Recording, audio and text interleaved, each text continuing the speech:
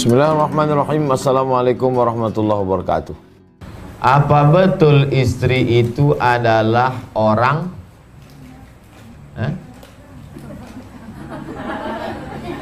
Maka dahulukan saudara. Oh, apakah betul istri itu adalah orang lain?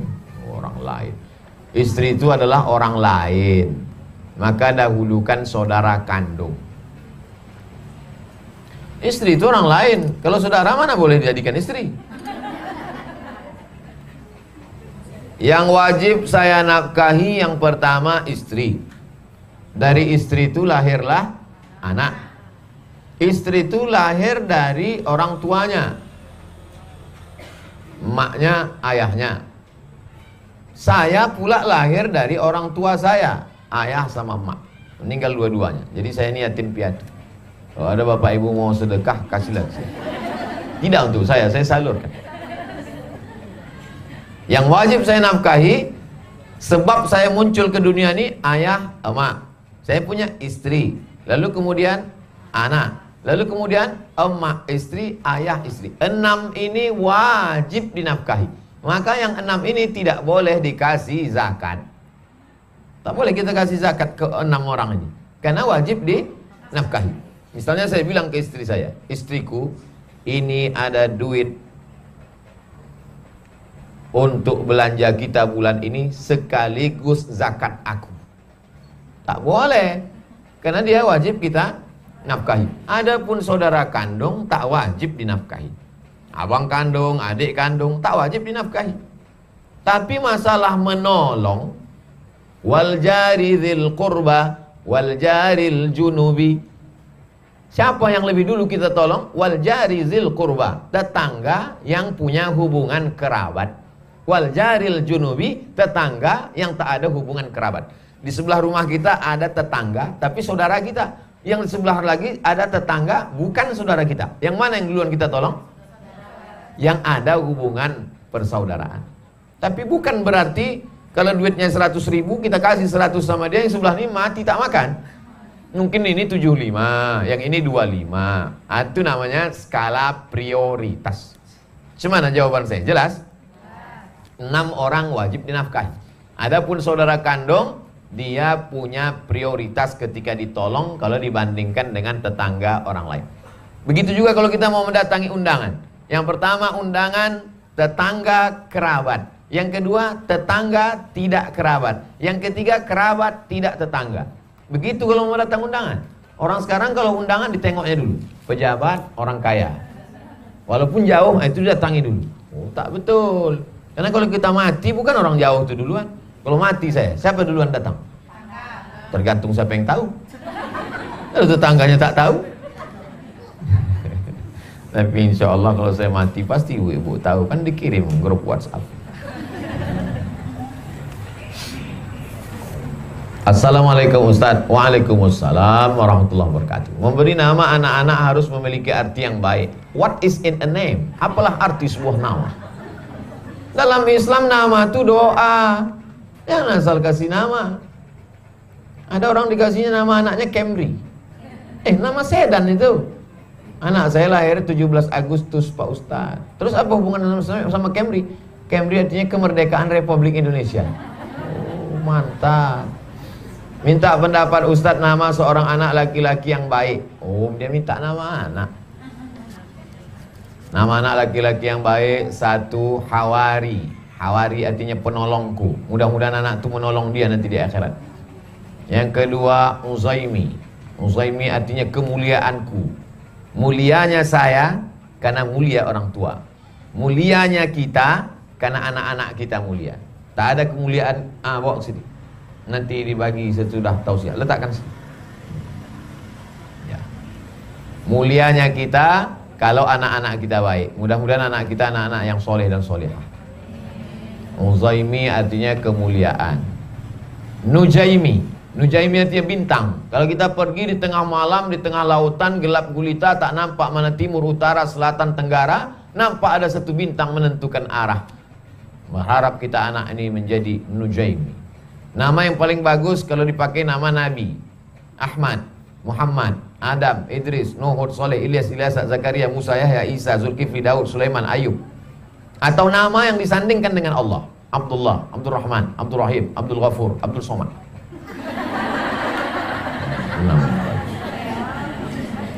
Boleh campur-campur, boleh gabung-gabung.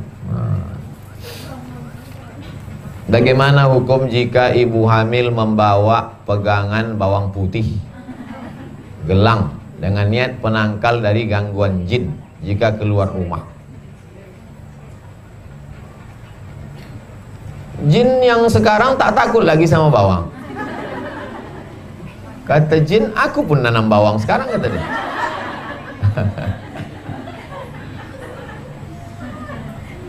Kita dianjurkan untuk membaca wirid-wirid habis sholat subuh pagi.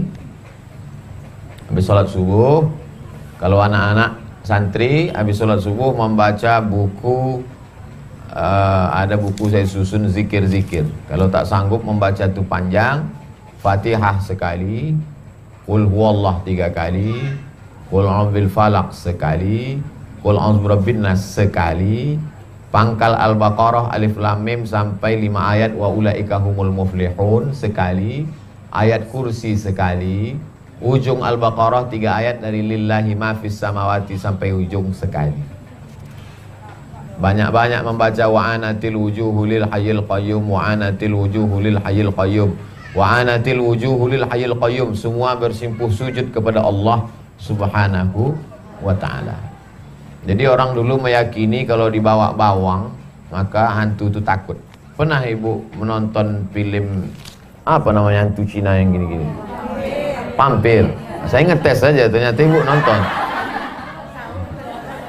Gini ditempel ke keningnya kan, habis itu diambil bawang bergulung-gulung kan, oh lari dia. Pampir. Jadi dulu orang meyakini bahwa kalau dikasih bawang hantu itu takut. Ternyata hantu dulu, hantu sekarang udah tak takut. Zaman saya dulu waktu kecil, kalau anak-anak ini ditakut-takuti hantu, takut. Zaman sekarang hantu itu udah main film semua. Ada hantu itu yang pendek, tuyul. Ada yang tinggi, begu ganjang. Ada yang tak sanggup berjalan, suster ngesot. Nyi blorong, sundel bolong. Jadi udah jadi hantu semua. Ayahnya genderuwo, emaknya nyi blorong, anaknya tuyul. Nah, jadi anak-anak pun tak takut sama hantu. Kalau ditakut-takut sama hantu, mana hantu itu? Mana? Gitu. Menantang dia udah. Jadi kalau zaman dulu orang takut sama hantu, sekarang hantu itu takut sama orang. Dunia udah mau kiamat. Jadi kita banyak-banyak berzikir supaya hati kita tidak digoda jin, hantu, setan. Assalamualaikum warahmatullahi wabarakatuh. Waalaikumsalam.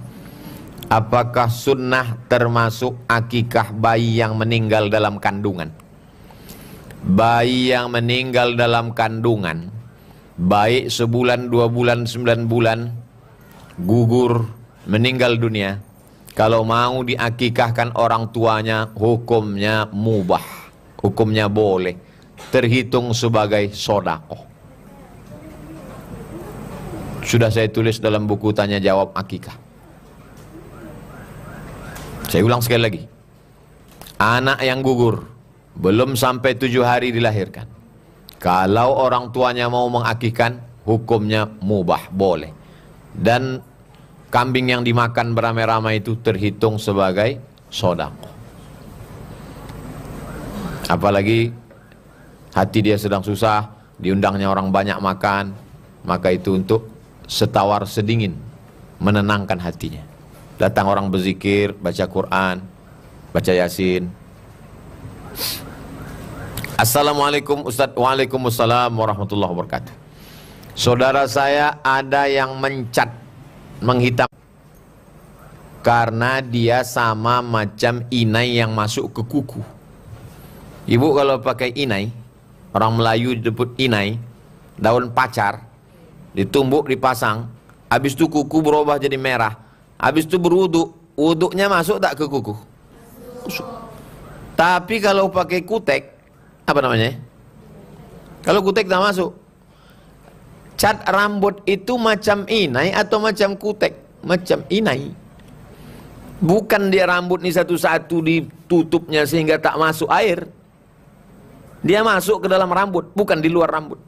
Jadi kalau ada orang mengecat rambut, waktu dia mandi, airnya masuk ke rambut. Bukan terhalang karena cat itu. Kecuali dicatnya pakai cat.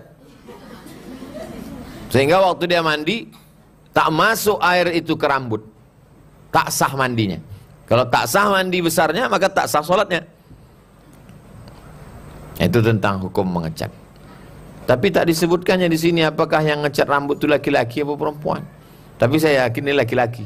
Karena kalau perempuan, tak boleh rambut dia ditengok laki-laki yang tak mahram. Saya Pak Ustadz perempuan, bolehkah saya cat rambut saya? Yang menengok rambutmu kan suamimu. Kalau yang menengok itu suami dia boleh. Tapi kalau yang menengok suami orang, haram. Dicatnya rambutnya karena dia takut suaminya menengok dia tua. Biar nampak muda, dicatnya rambutnya. Boleh hukumnya. Mubah, tak apa-apa. Tapi yang menengoknya cuma suami dia, bukan suami orang. Perempuan tidak boleh ditengok laki-laki tak mahram, kecuali wajah dan tapak tangan. Wajah sama tapak tangan boleh. Yang dimaksud dengan tapak tangan, zahiruha wa batinuha. Ini boleh, ini boleh. Ini boleh, ini boleh. Makanya lengan ibu sampai kemari. Kalau ada ibu yang membuat baju sampai kemari, tak apa-apa juga. Ada pernah saya tengok perempuan sampai kemari baju. Dianggapnya tapak tangan itu ini saja. Zahiruha wa batinuha. Ini boleh, ini boleh. Assalamualaikum warahmatullahi wabarakatuh. Ustadz, apa hukum seorang ibu menelantarkan anaknya? Menjaga anak itu hukumnya wajib. Lawan dari wajib haram. Kalau sunat lawannya makruh. Kalau wajib lawannya haram. Menelantarkan anak berarti hukumnya haram. Dia akan dituntut di hadapan Allah SWT. Kenapa kau sia-siakan? Dari mulai menyusukan anaknya, mendidik anaknya, sampai semuanya dia akan dituntut di hadapan Allah Subhanahu wa taala. Assalamualaikum warahmatullahi wabarakatuh. Waalaikumsalam warahmatullahi wabarakatuh. Alhamdulillah Ustadz, saya di semester menjadi salah satu mahasiswi Ustadz. Semoga Ustadz selalu sehat, amin. Saya ingin bertanya, saya sering melihat di internet seperti di Instagram, banyak anak-anak yang setelah dewasa mengeluh dengan cara orang tuanya mendidik. Lalu banyak juga yang mengeluh karena menanggung orang tuanya saat tua. Mereka menyalahkan orang tua karena tidak mempersiapkan hari tuanya dengan mengatakan generasi sandwich. Bagaimana menurut Ustadz? Anak yang mengeluh dengan cara orang tuanya mendidik, dibilangnya orang tuanya terlalu kejam. Orang tua masa wajib pakai jilbab terus tiap hari, mestinya tanggal merah kan boleh buka. Kenapa orang tua ini terlalu mengkerangkeng anak, nggak boleh keluar, nggak boleh pacaran, nggak boleh. Padahal kan itu semua untuk kebaikan dia. Sama macam anak umur 5 tahun minta pisau. Anak ibu umur 5 tahun minta pisau, dikasih apa tidak? Tak dikasih. Menurut anak itu ibu ini tak baik. Ibu ini tak baik. Kalau ibu baik kata dia mesti kasih pisau. Jadi cara pandang anak ini yang tak betul. Dianggapnya mau dikasih, kasihlah pisau, mati dia dua saat, potongnya lehernya. Dua gendang ya, kalau tak leher dia potong leher kawannya dipotongnya. Lalu kemudian bagaimana dengan anak yang mengeluh karena menanggung orang tuanya? Inilah anak yang durhaka. Kalau masih hidup orang tuamu, maka jagalah dia. Senangkan hatinya, kasih makan yang enak-enak, kasih pakaian yang bagus-bagus, senangkan hati orang tua. Karena kalau sudah tak ada lagi enaknya hidup nih. Hampa, tak ada orang tua. Masih ada orang tua, jagalah dia. Ini pula masih ada orang tuanya, dibilangnya orang tuanya menyusahkan dia saja. La haula wala quwata illa billah. Nanti dah tua menyesal. Udah orang tua meninggal barulah dia menyesal. Ibu kalau masih ada orang tua ibu masih hidup, pulang dari sini belikan makanan kesukaannya, antar malamnya juga. Belikan besok pagi pakaian, kasih dia pakaian. Kalau sudah tak ada, apa gunanya lagi? Apakah sah anak laki-laki 1 ekor kambing? Sah. Menurut Said Sabiq dalam fikih sunnah 1 ekor kambing cukup, 2 ekor afdal. Tapi kalau mazhab Syafi'i 2 ekor sah. Ustadz pakai mazhab apa? Syafi'i. Di waktu itu hanya mampu beli 1 ekor Pak Ustadz. Sekarang sudah umur 6 tahun. Haruskah ditambah 1 ekor lagi jika sudah punya rezeki? Dulu pernah dibuat 1 ekor. Sekarang umur anak tuh 6 tahun. Sekarang ada duit 2,5 juta. Kalau mau dibelikan kambing potong untuk nambah 1 ekor, bagus. Sayang Pak Ustadz, untuk dia masuk sekolah aja lah. Tak apa-apa.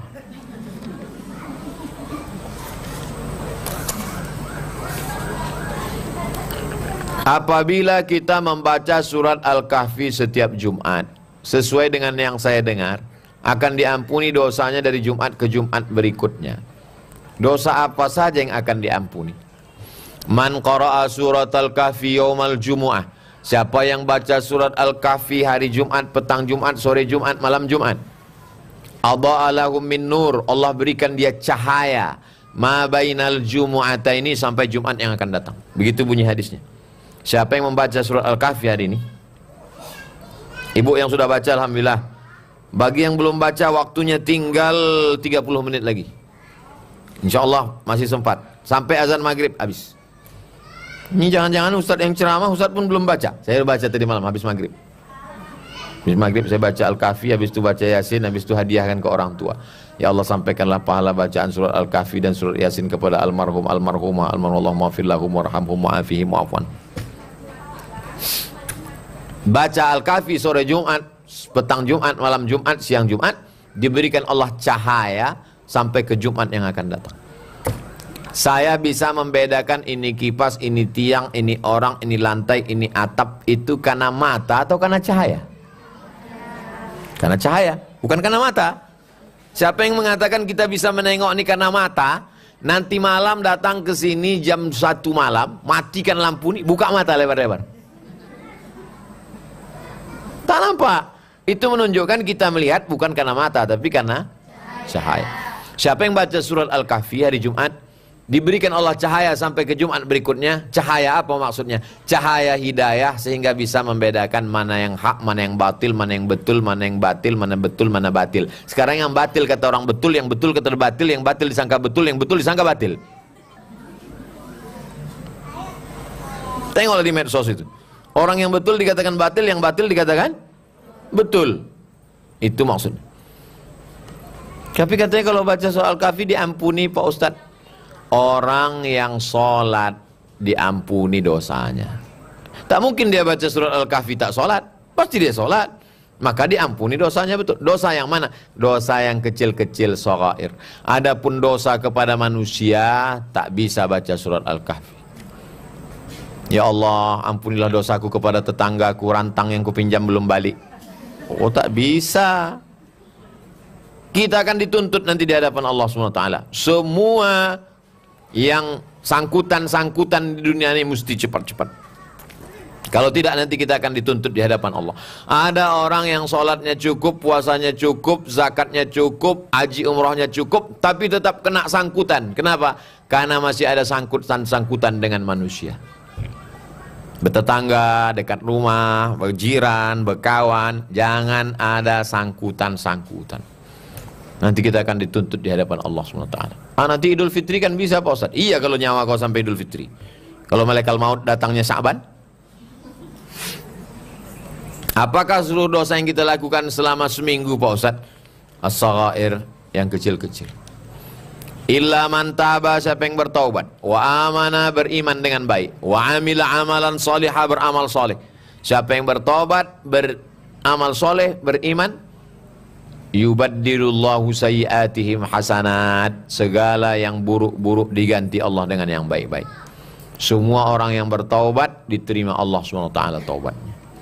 Semua orang yang sholat dihapuskan dosa-dosanya yang kecil-kecil.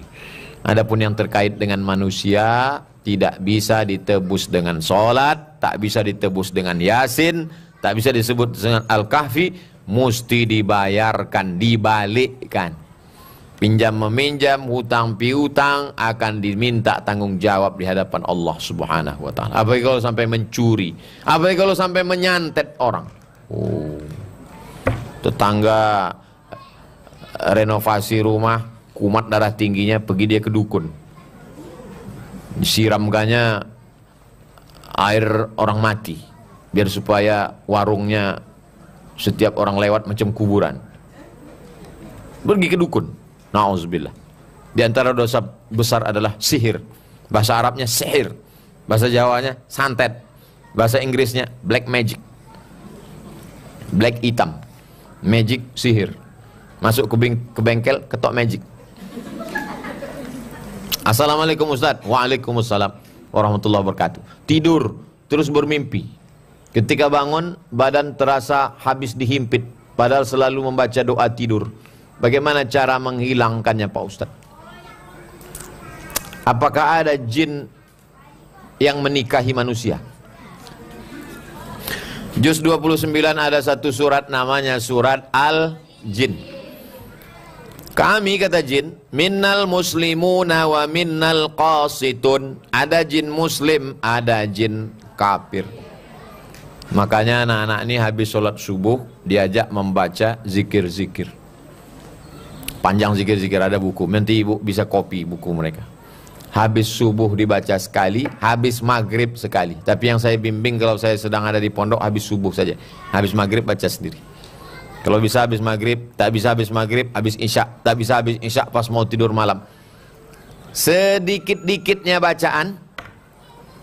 Fatihah sekali, Qul huwallah 3 kali, Qul a'udzu falak sekali, Qul a'udzu birabbin nas sekali, pangkal Al-Baqarah alif lam mim sampai wa ulaika humul muflihun, ayat kursi Allahu la ilaha illallahul qayyum, ujung Al-Baqarah 3 ayat lillahi ma fis samawati sampai ujung. Habis itu solawat Allahumma sholli ala sayyidina Muhammad wa ala alihi. Habis itu tahlil la ilaha illallah 9. Fatihah sekali, Qul huwallah 3 kali, Qul falak sekali, Rabbin nas sekali, pangkal Al-Baqarah alif lam mim sampai wa ulaika humul muflihun, ayat kursi Allahul qayyum, ujung Al-Baqarah lillahi ma fis samawati wa ma fil ard, salawat Allahumma sholli ala sayyidina Muhammad, ujung tahlil la ilaha illallah. Habis itu ditiupkan ke telapak tangan, dihembuskan ke muka, ke kepala, ke badan semua, untuk dijauhkan daripada gangguan setan.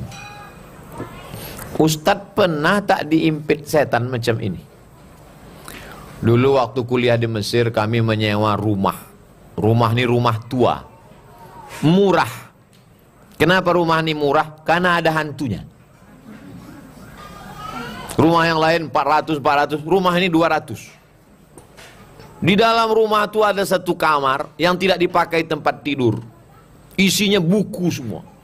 Karena siapa aja yang tidur di situ dihimpit hantu. Tidur saya di situ, tak ada hantu.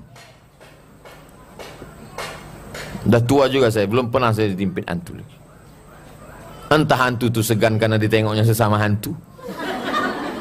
Ini hantu juga ini, kata dia. Di Maroko ada kamar, kata orang jangan tidur situ, ada hantu, nanti kau diimpit hantu. Banyak yang tidur di situ sesak napasnya bangun. Tidur saya di situ, tak ada hantu. Jadi kalau ada orang yang kerasukan hantu, diganggu hantu, selalu saya, kau diganggu hantu, mana hantu kau? Sini.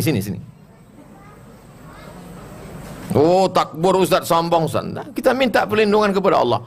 Bismillahilladzi la yadurru ma'asmi syai'un fil ardi wala fis sama. Dengan nama Allah kalau kusebut tak ada yang dapat memudaratkan di langit maupun di bumi.